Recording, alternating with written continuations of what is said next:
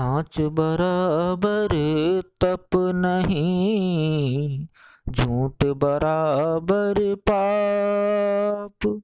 जाके हृदय सांच है, ताके हृदय आप रे भैया, ताके हृदय आप। प्यारे बच्चों, सुप्रभात। आज हम कक्षा 12th 12वीं के वेतान के तीसरे टॉपिक अतीत में दबे पाँव की चर्चा करेंगे, जिसके लेखक ओम थानवी हैं। ये बहुत ही प्रसिद्ध पत्रकार रहे हैं, संपादक रहे हैं। तो मैं ओम प्रकाश गोस्वामी, केंद्रीय विद्यालय मुजफ्फरनगर, प्रथम पाली। बात करते हैं बच्चों पहले लेखक परिचय की। लेखक ओम थानवी का जन्म 1957 ईस्वी राजस्थान के जोधपुर जिले के फलौदी नामक कस्बे में हुआ था। इनकी शिक्षा दीक्षा बीकानेर में हुई थी। इन्होंने राजस्थान विश्वविद्यालय से व्यावसायिक प्रशासन में एमकॉम किया। ये एडिटर्स गिल्ड ऑफ इंडिया के महासचिव रहे हैं। 1980 से 1989 तक इन्होंने राजस्थान पत्रिका में काम किया। इतवारी पत्रिका के संपादन ने साप्ताहिक को विशेष प्रतिष्ठा दिलाई। ये अपने सामाजिक और सांस्कृतिक सरोकारों के लिए जाने जाते हैं। इनकी गहन दिलचस्पी साहित्य, कला, सिनेमा, वास्तुकला, पुरातत्व और पर्यावरण में रही है। इन्हें पत्रकारिता में कई पुरस्कार मिले हैं, जिनमें गणेश शंकर विद्यार्थी पुरस्कार प्रमुख है। 1999 ईस्वी में इन्होंने दैनिक जनसत्ता के दिल्ली और कोलकाता संस्करणों का संपादकीय दायित्व में संभाला। मोहनजोदड़ो हड़प्पा सभ्यता के ऊपर विमर्शपरक पुस्तक है जो इनके द्वारा लिखी गई है, और अपने अपने अज्ञे इनके द्वारा लिखा गया संस्मरण है। तो मोहनजोदड़ो जो हमारी सिंधु घाटी सभ्यता है, सिंधु घाटी सभ्यता के सबसे प्राचीन जो दो शहर हैं, मोहनजोदड़ो और हड़प्पा, उन्हीं की चर्चा अतीत में दबे पाँव पाठ में की गई है लेखक द्वारा। बात करते हैं बच्चों पाठ के सार की। ये उसका मोहनजोदड़ो का चित्र देख रहे हैं आप, सिंधु सभ्यता का चित्र।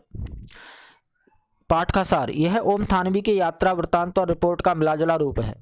उन्होंने इस पाठ में विश्व के सबसे पुराने और नियोजित शहरों मोहनजोदड़ो और तथा हड़प्पा का वर्णन किया है। पाकिस्तान के सिंध प्रांत में मोहनजोदड़ो और पंजाब प्रांत में हड़प्पा नाम के दो नगरों को पुरातत्वविदों ने खुदाई के दौरान खोज निकाला था। मोहनजोदड़ो ताम्रकाल का सबसे बड़ा शहर था। मोहनजोदड़ो अर्थात मुर्दों का टीला। मोहनजोदड़ो का अर्थ होता है बच्चों मुर्दों का टीला। अभी मोहनजोदड़ो और जो हड़प्पा हैं वो पाकिस्तान के अंतर्गत आते हैं। हड़प्पा पाकिस्तान के पंजाब प्रांत में आता है और मोहनजोदड़ो पाकिस्तान के सिंध प्रांत में आता है। पहले यह सब पूरा पाकिस्तान और पंजाब प्रांत, सिंध प्रांत, ये सब भारत में हुआ करता था। तो इस पाठ में लेखक द्वारा हड़प्पा और मोहनजोदड़ो जो दो प्राचीन शहर थे सिंधु सभ्यता के, उनकी खासियत, उनकी नगर नियोजन, उनकी कला, उनका सौंदर्य की बात की गई है लेखक के द्वारा। बात करते हैं टॉपिक की, अतीत में दबे पाँव। यह नगर मानव निर्मित छोटे छोटे टीलों पर बना था। मोहनजोदड़ो में प्राचीन और बड़ा बौद्ध स्तूप है।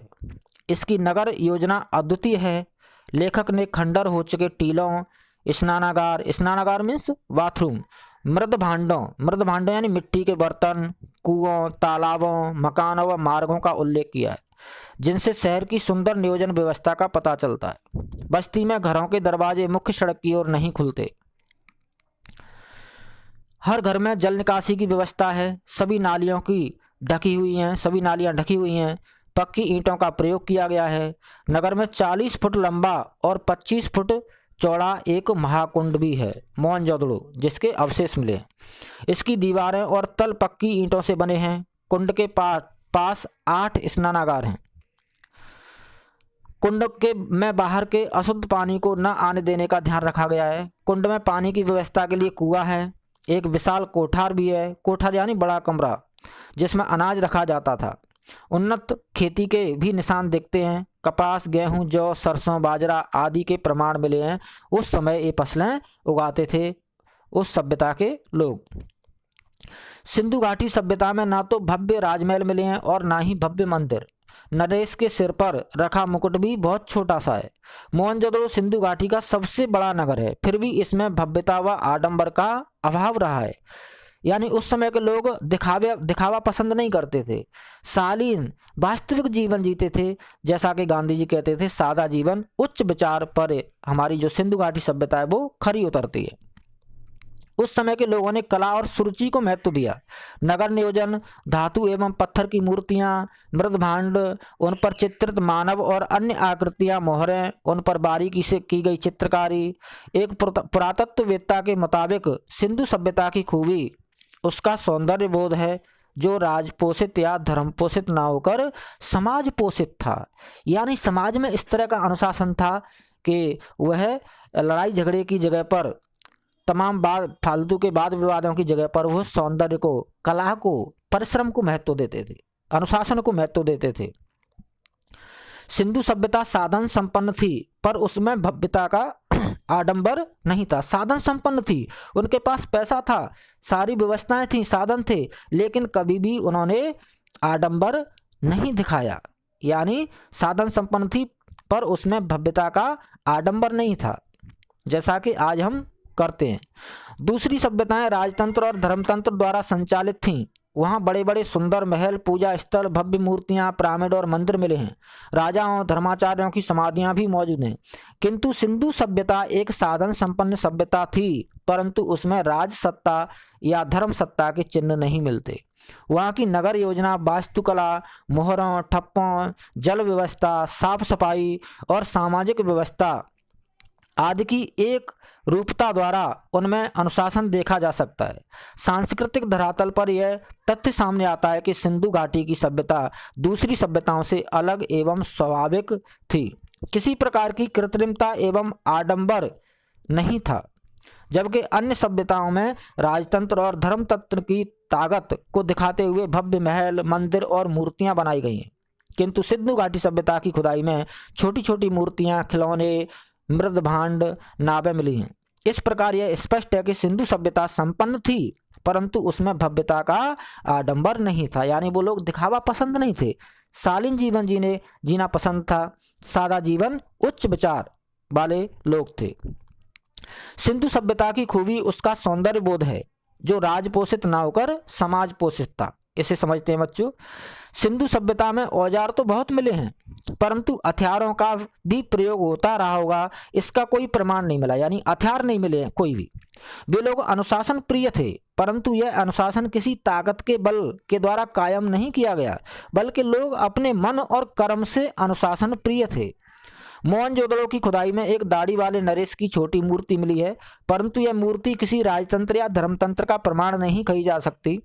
विश्व की अन्य सभ्यताओं के साथ तुलनात्मक अध्ययन से भी यह अनुमान लगाया जा सकता है कि सिंधु सभ्यता की खूबी उसका सौंदर्य बोध है, जो कि समाज पोषित है, राज पोषित या धर्म पोषित नहीं।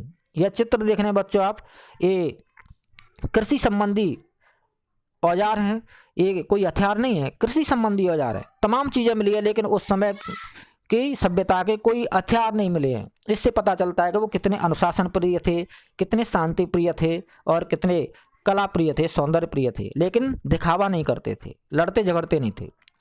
हम सिंधु सभ्यता को जल संस्कृति कैसे कह सकते हैं, यह भी प्रश्न है, इसमें टॉपिक से संबंधित है। हम सिंधु सभ्यता को जल संस्कृति कैसे कह सकते हैं? सिंधु सभ्यता एक जल संस्कृति थी। प्रत्येक घर में एक स्नान घर था। घर के भीतर से पानी या मैला पानी नालियों के माध्यम से बाहर हौदी में आता है और फिर बड़ी नालियों में चला जाता है। कहीं कहीं नालियां ऊपर से खुली थीं, परंतु अधिकतर नालियां ऊपर से बंद हैं। इनकी जल निकासी व्यवस्था बहुत ही ऊंचे दर्जे की थी। नगर में कुओं का प्रबंध था। ये कुएं पक्की ईंटों के बने थे। सिंधु सभ्यता से जुड़े इतिहासकारों का मानना है कि यह सभ्यता विश्व में पहली ज्ञात संस्कृति है जो कुएं खोदकर भूजल तक पहुंची। अकेले मोहनजोदड़ो नगर में 700 कुएं हैं। यहाँ का महाकुंड लगभग 40 फुट लंबा और 25 फुट चौड़ा है। इस प्रकार मोहनजोदड़ो में पानी की व्यवस्था सभ्य समाज की पहचान है। बच्चों, उस समय के कुओं के जो अवशेष मिले हैं, चिन्ह मिले हैं, उनको देख करके, नालियों को देख करके ऐसा लगता है कि सिंधु सभ्यता एक तरह से जल संस्कृति थी।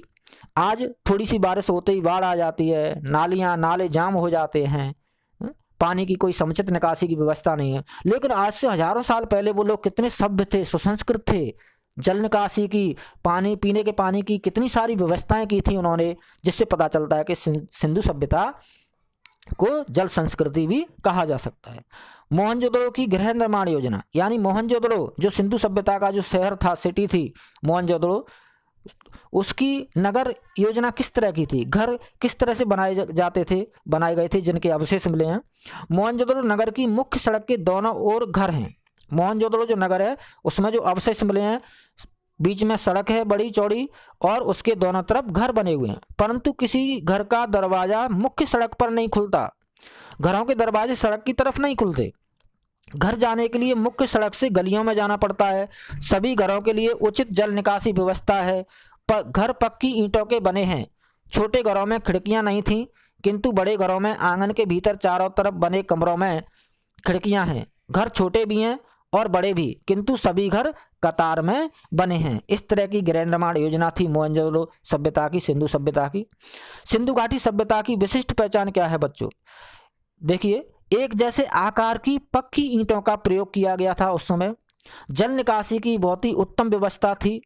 तत्कालीन जो वास्तुकला है, उस समय की जो वास्तुकला है उसका सौंदर्य अनुपम है, निराला है। नगर का श्रेष्ठ नियोजन, यानी नगर की जो बसावट है उसको देख करके उनके जो नियोजन है, व्यवस्था है, उसको देखा जा सकता है। नगर नियोजन बहुत ही उत्तम था उस समय का। तो ये सिंधु सभ्यता की विशिष्ट पहचान है। धन्यवाद बच्चों, फिर मिलते हैं अगले टॉपिक के साथ। धन्यवाद।